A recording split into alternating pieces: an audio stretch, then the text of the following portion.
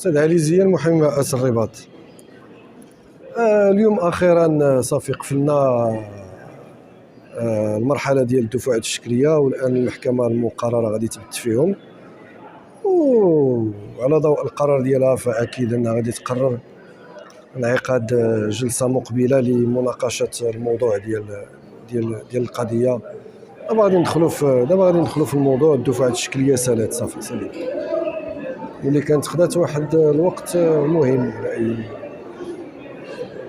كيبان بأن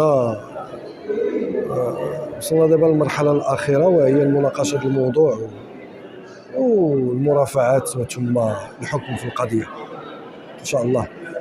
بالنسبة للإنابة القضائية مالا أنا كنعتبر ما فيها حتى شي عيب شكلي. قاضي التحقيق من حقه يحيل يدير إنابة قضائية لضباط الشرطة القضائية ويأمرهم باللي بغاو.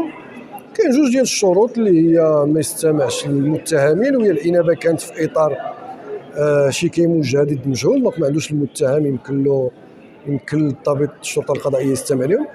وكيقول لك ما عندوش الحق يستمع المطالب بالحق المدني. فاش دارت الإنابة القضائية في 2017 كانت السيدة بناني حياة باقا ما تنصباتش كمطالبة بالحق المدني، فبالتالي كان من حق الضابطة القضائية تستمع لها.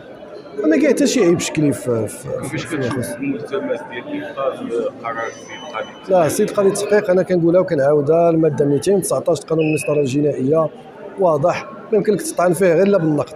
دابا اذا كاين شي وثائق في المسطره بغيتي تبطلهم يمكن تلتمسها من المحكمه اللي تحالت عليها القضيه، ولكن الخصم الشريف المحترم ما وضح لنا شنو هما هاد الوثائق بالضبط اللي كيطعن فيها. يقول لك نلغي لي الامر قضيه التحقيق. لا، ما يمكنش. هادشي هكا كنعتبروا، والمحكمه غادي المحكمه وسع النظر.